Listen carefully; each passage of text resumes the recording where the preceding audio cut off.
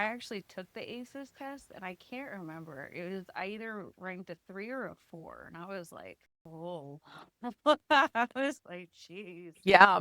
It's like you don't expect, and there's someone who I was just on a call with today who is a colleague whose score was an 8, Mm. and he talks freely about his story and how he was abused as a child, and there were real horrors inflicted on him.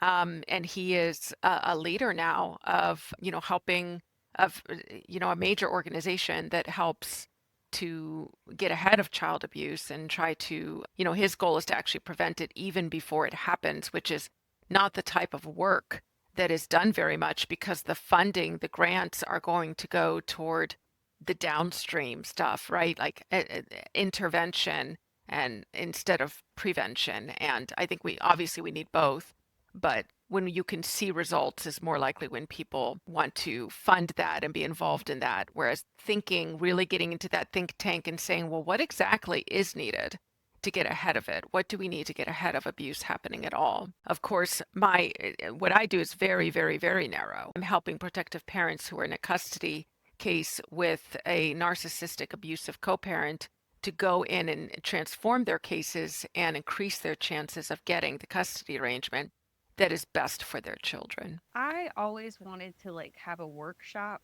for new and expecting parents that have been through like generational trauma to help them Yeah. realize what they've been in and to help them transition so they can be a little bit more mindful of the things that they are doing as a parent.